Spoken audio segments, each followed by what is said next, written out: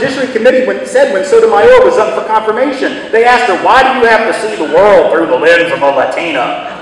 Why can't you just be objective like us? That was Senator Heflin or whoever it was from Alabama. That was his thing, whoever it was, I can't remember now.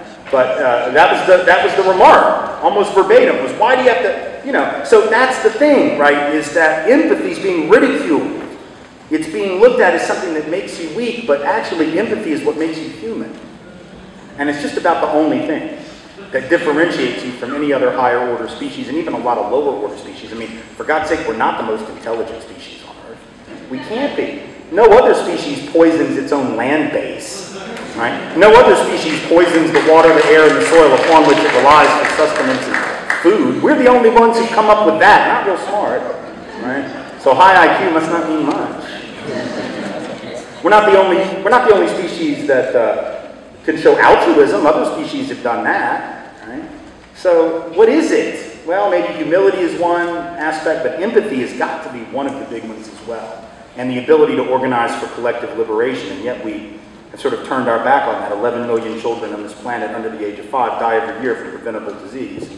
They're overwhelmingly black and brown, although certainly not exclusively, and unless you believe that you earned your station in the nation that is the strongest, the most powerful, and the wealthiest on Earth, you have to really ask yourself, what did you do to deserve that fate and not the fate of one of those 11 million who die every single year? 11 million who die from preventable disease, whose deaths could be prevented by next year, if not earlier, if this country and the other Western industrialized and most affluent nations on Earth were to turn from empire and turn from their self-aggrandizing behavior and actually attempt to do something about those things. But you know what's sad? If we did that, if we wiped out childhood disease, if we wiped out cancer, if we wiped out AIDS, you know full well we wouldn't have those parties in the street we had when we dropped bombs and killed people and executed people.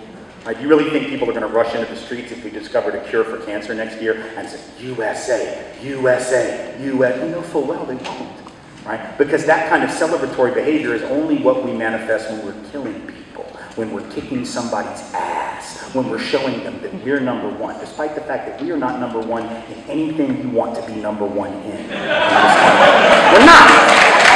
We're not. We're like number 16 at best. In any of the good categories, on average, like number 31 or 32 in lots of them. The only thing that we're like number 1 or near the top is like gun deaths, you know, great. Levels of racial inequality, child poverty, we're like right up there at the top of that. That's not, you know, but we only get this sort of patriotic thing going and we get real excited when we're actually sort of dominating others rather than being empathic. That's a very dangerous recipe for the future for all of us. Just this week, right, you want to know how heartbreaking it gets. There's a school superintendent in Michigan, in Ithaca, Michigan, which I had never even heard of, but it apparently is a place in Michigan. And the school superintendent wrote a letter to the governor saying that he is proposing, and it was sort of tongue-in-cheek, right? It was very, very Jonathan Swiftian of him, which is to say the governor will not understand what he's saying. But it's sort of this tongue-in-cheek letter where he says, you know, I really think it's time to turn our schools into prisons. And he wasn't saying it because he actually views the children as inmates or potential criminals. He wasn't being that cynical.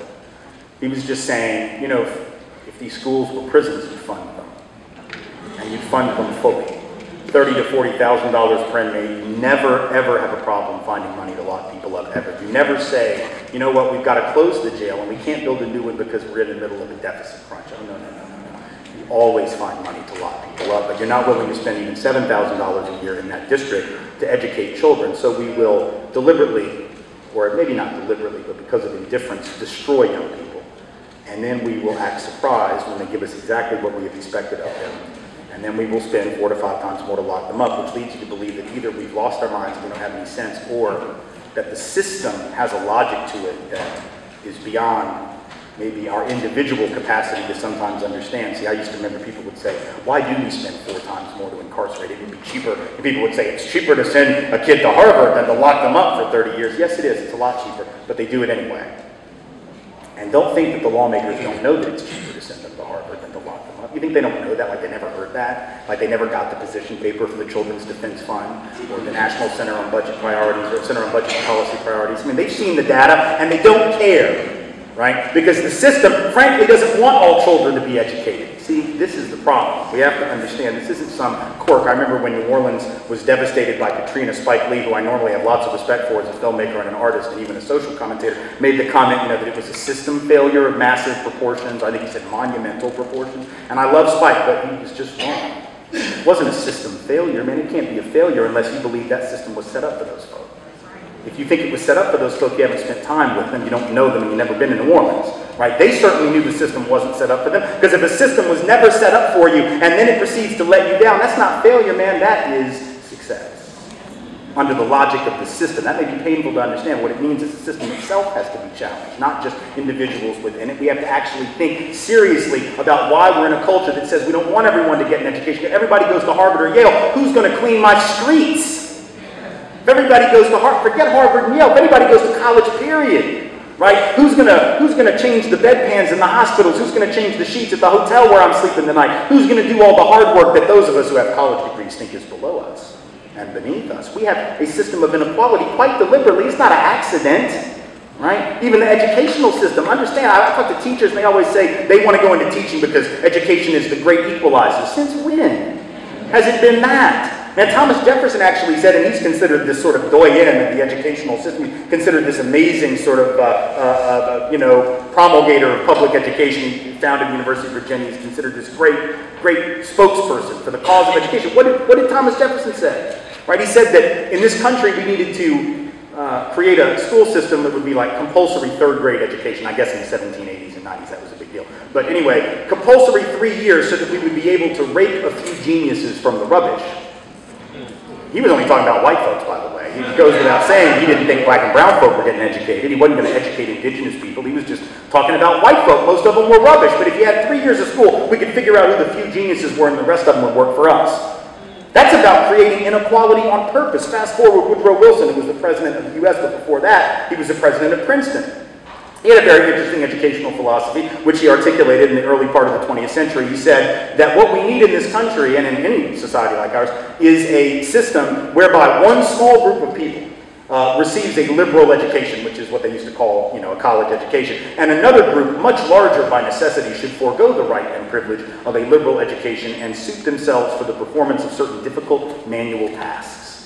Right? So in other words, education was deliberately meant to unequalize, not equalize. And then fast forward to the late 1990s, and Bill Bennett, former Secretary of Education, and the drug czar, both of which jobs he did so splendidly, is on one of these Sunday talk shows, and I'm watching him, and they ask him what's the biggest problem with education today, and he says, and it was amazing, nobody commented on it.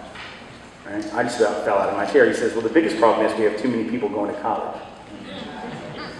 And I remember thinking, okay, somebody's going to ask him about that, because I just saw a commercial like 5 minutes ago.